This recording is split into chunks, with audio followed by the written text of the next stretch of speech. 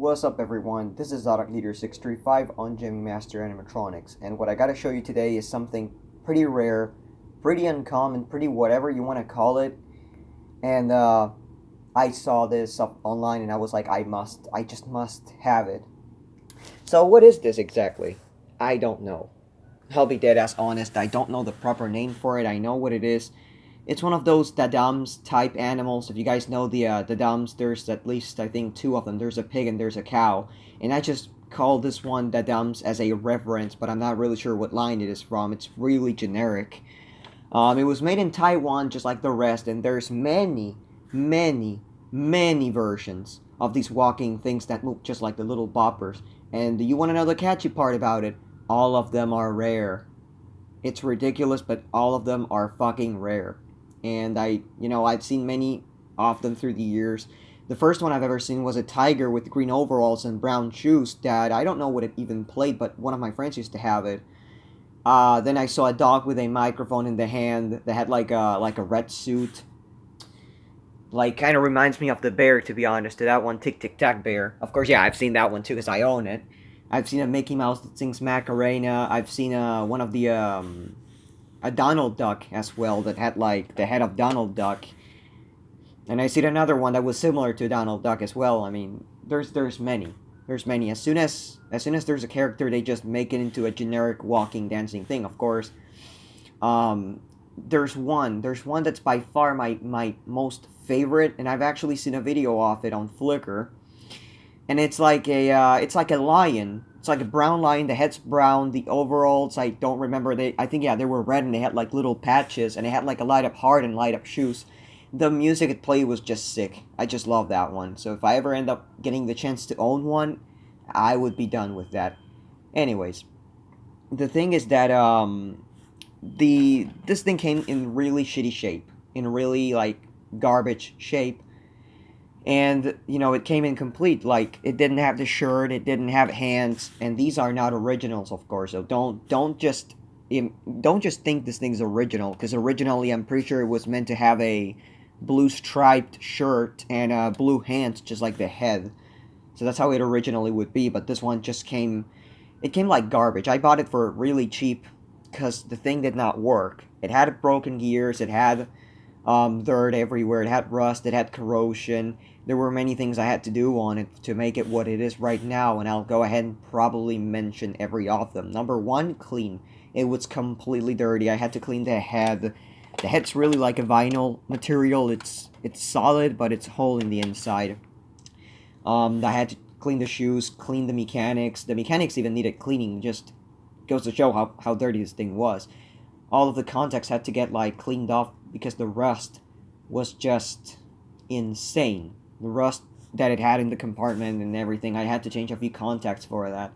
And then on the back, there's a really weird way up switch it has. It's like four little screw shaped things. They're like rivet shaped things, and those were rusted as well. I had to clean them.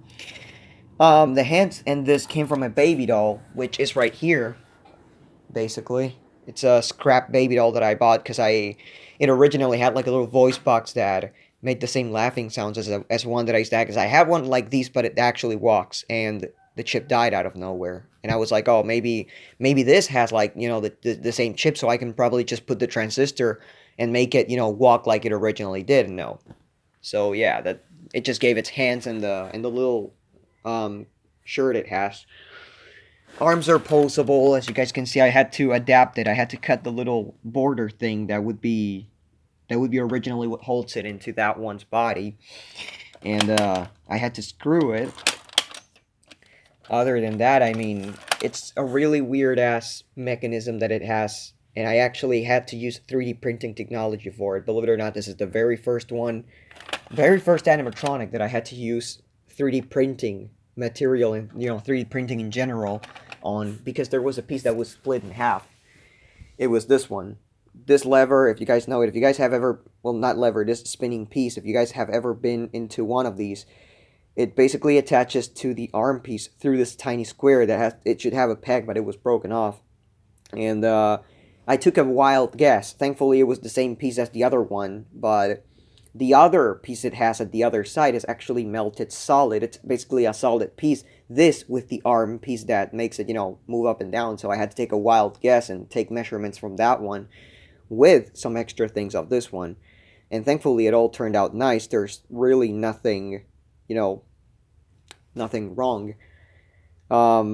This was the piece, and of course this is how it turned out after some printing. So this is the piece that this one has right now.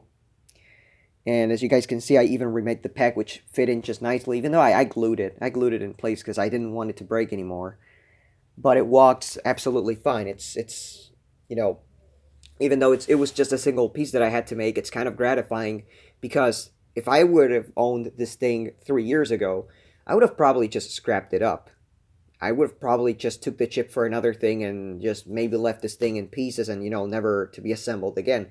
But right now, thanks to 3D printing shit, I can do it. I can fix it, and I'm not afraid of that. I could be getting a pig one soon. I'd like to get one that's like a white pig with a little black hat and has a really weird expression, and it's completely naked and has red shoes, but I really just don't feel like it right now. The thing is somewhat expensive for what it is. Anyways, the thing uses 4AA batteries, same battery setup as the little boppers. You basically open it up by the overalls, you take them off, and you just pull the pants down. And there's the batteries, of course, shitty-ass rechargeable batteries that always short things out. And here's the little tins I'm talking about. If this piece of shit can actually fucking work. There we go. The thing is, you can see the speaker right there. That's not the original speaker. The original speaker sounded a little crappy, so I had to change it. And there's a screw holding this whole cap together. It's like a... How can I explain it to be exact? Okay, so... it's basically like a switch, like a square piece with a knob, and it has like two tins that touch these four contacts together, but in between these two in lines. So it's really cool, and as I've said before, what this piece basically does is it moves one of the legs, which, if I am not wrong, I think it was this one. Ah, shit. I think it was this one, the one that I had to put it into. This particular leg. Let's see if it works still. Should. Shit. Yeah, it works. It's got a really unique sound chip. I've never really known that it had this sound chip that, in all honesty, it sounds more like an elephant than a lion. But what I'm going to probably end up doing is I'm going to first show it in action so you guys can see what it does. And right after that, I may actually go inside of it to show how the insides are. They're pretty simple. They're fairly simple. They don't really have that much of a tricky thing that you can not figure out. It's really just a simple mechanism. But I like the way they made it to, like, tap. They usually call these a tap dancers or something like that, because they really don't walk like the other ones. Like some other, I don't know, like this one, the Tic Tic Tac Bear, they do have the same walking system, but they make these pieces differently. So in this one, it looks like more like if it was dancing retardedly. On that one, it just walks. But it's a weird thing because it's not the classic lever and knob mechanism that I know about, where most of the generic, walking toys have, where the thing actually does walk. It's different. It actually just makes the feet wiggle in place. It's not like it just makes them go forward. But anyways, I guess that's practically everything, so I'll give you guys a little look on the inside as soon as I show it, so I guess it's time to show it.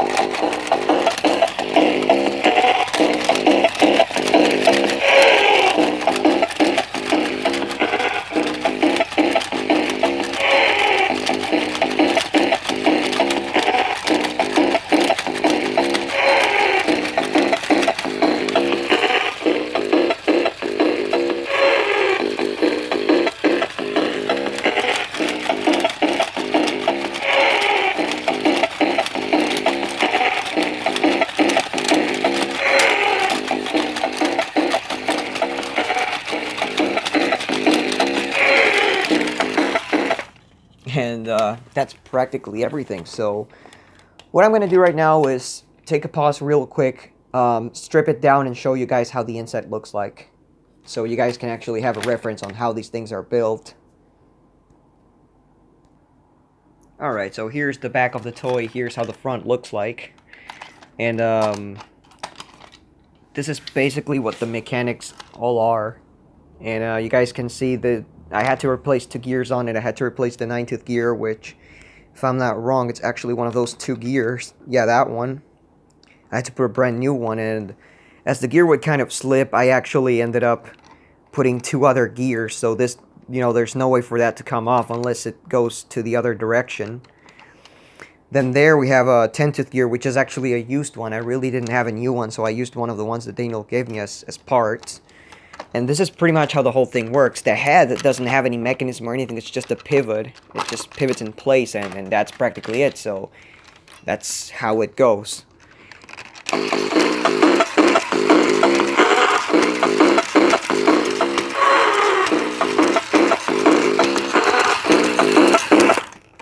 As you guys can see, this is where the part was implemented at, and as you guys can see, it's not a solid piece, but in this one it is. It actually is just a completely solid piece, so this is why I had to take some guesses on how the measurements were, but thankfully I had the half of that one, because as I said, the other half was missing.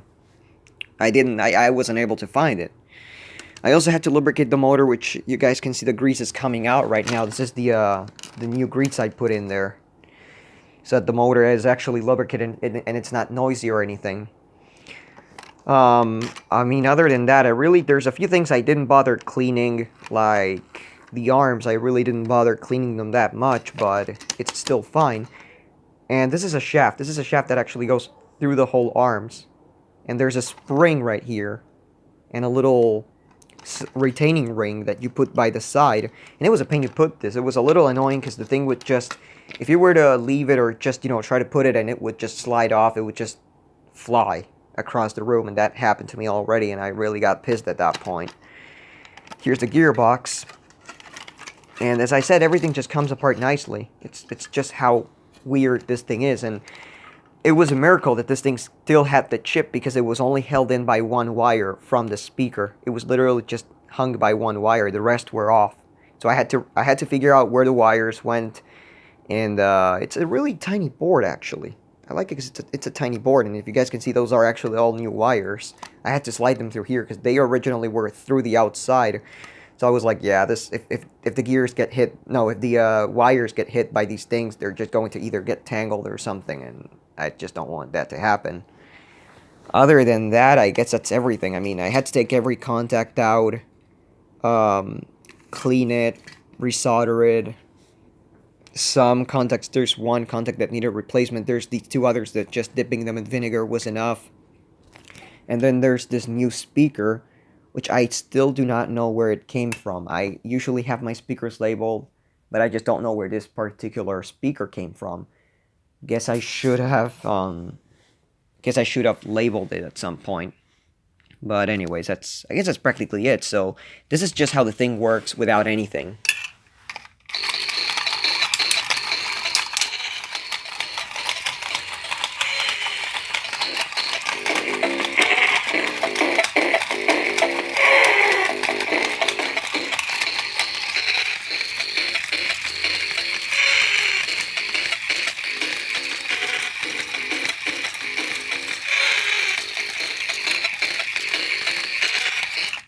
And yeah, I'm so glad that the motor actually sounds smooth, because it sounded like shit before. It really just needed a massive cleaning, because it had this one black grease that has been there for ages, and it was just solidified. I would touch it with a screwdriver, it would just come off like hot glue pretty much. But yeah, I mean, I guess it's everything, so I hope you guys enjoyed this video. This is pretty much the way I repair things, where I just replace all the wires and a few components and shit so it works again. Another thing that really did call my attention before I leave, I gotta point it out, is that there's nothing holding these springs in place, and it really does call my attention. But I guess that's how it is. So, anyways, I hope you guys enjoyed this video. Thank you for watching, and I'll see you all in the next episode. Well, not episode, but you get the point. Just the next review I decide making. So, thank you for watching.